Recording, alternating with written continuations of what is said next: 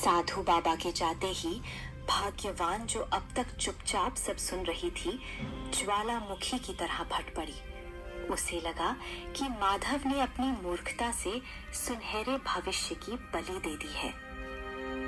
वाह माधव, क्या गजब की बुद्धिमानी दिखाई है आपने। साक्षात देवता आपके द्वार पर आकर कह रहे थे कि धन मांग लो, सुख मांग लो, पर आपने क्या मांगा? कुल्हाड़ी, कुर्सी और थैला। क्या इन बेजान चीजों से मेरा पेट भरेगा? क्या इन वरदानों से हमारे सिर की छत पक्की हो जाएगी? मैं यहाँ दाने दाने को तरस रही हूँ और आपने फालतू वरदान मांग लिया। आज आपने साबित कर दिया कि आप कभी तरक्की नहीं कर सकते। काश वो वरदान मुझे मांगने का मौका मिलता, तो आज मैं इस झोपड़ी को महल बना देती। भाग्यवान, तुम जो देख रही हो वो केवल साधारण चीजें हैं, पर मैं जो देख रहा हूँ वो एक सुरक्षा कवच है। कभी कभी सीधे तरीके से मांगा हुआ धन टिकता नहीं है, पर बुद्धि से बनाई गई संपत्ति सदा साथ रहती है। तुम मुझ पर भरोसा रखो, ये 3 वरदान हमें वो सब कुछ दिलाएंगे जो तुम चाहती हो। मैंने जो मांगा है उसके पीछे एक गहरा रहस्य है, जो वक्त आने पर तुम्हें समझ आ जाएगा। फिलहाल शांत हो जाओ, क्योंकि आने वाला समय बहुत बड़ी चुनौतियां लेकर आने वाला है। पत्नी के तानों से आहत होकर माधव अपनी पुरानी कुल्हाड़ी कंधे पर रखकर चंदनपुर के सबसे घने और डरावने जंगल की ओर निकल पड़ा। दोपहर की तपती धूप पेड़ों की घनी छांव को चीरने की कोशिश कर रही थी। माधव एक पुराने बरगद के पेड़ के नीचे बैठ गया।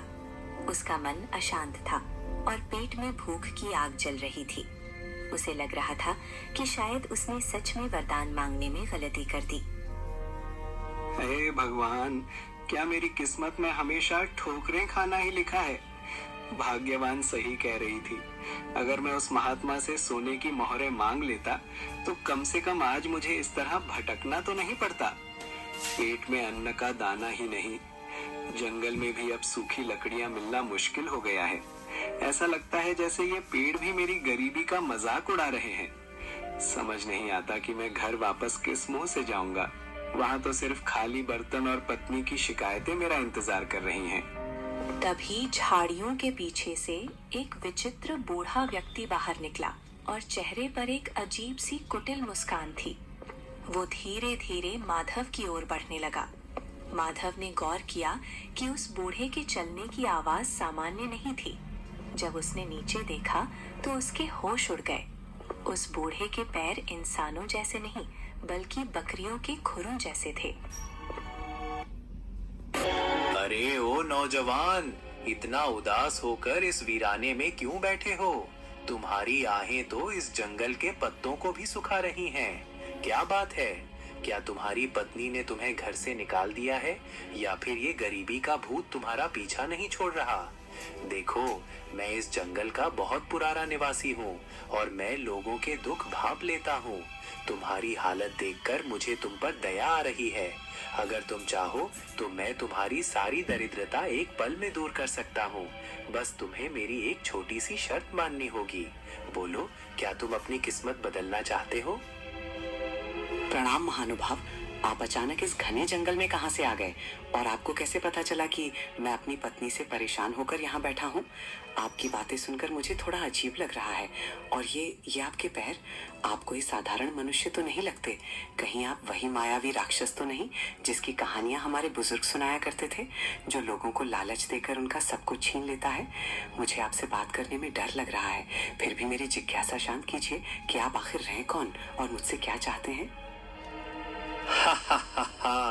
तुम तो बहुत चतुर निकले लकड़हारे। हाँ, तुमने सही पहचाना।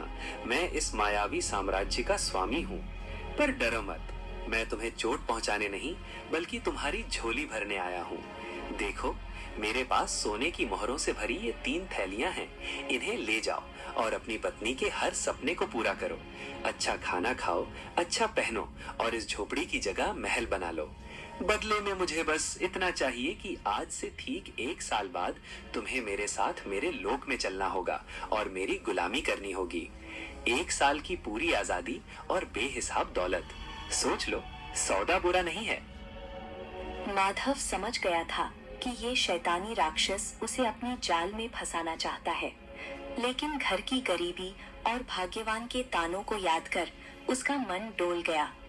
उसने सोचा कि क्यों ना अभी ये धन ले लिया जाए और बाद में उन वरदानों का इस्तेमाल करके इस राक्षस से निपटा जाए। मालिक, आपकी बात तो सच है। इस तरह रोज रोज भूखे मरने से तो अच्छा है कि 1 साल तक राजाओं जैसी जिंदगी जी ली जाए। मेरी पत्नी को हमेशा मुझसे शिकायत रहती है कि मैं उसके लिए कुछ नहीं कर पाता। कम से कम इन मोहरों से उसे 1 साल की खुशियां तो मिल पाएंगी। पर मुझे डर है कि 1 साल बाद जब आप मुझे लेने आएंगे तो मेरी पत्नी और बच्चों का क्या होगा। खैर, जो होगा सो देखा जाएगा। मैं आपके इस सौदे के लिए तैयार हूँ। मुझे वो सोने की थैलियां दे दीजिए ताकि मैं अपनी बदहाली को दूर कर सकूं, और 1 साल बाद मैं आपके साथ चलने का वादा करता हूँ।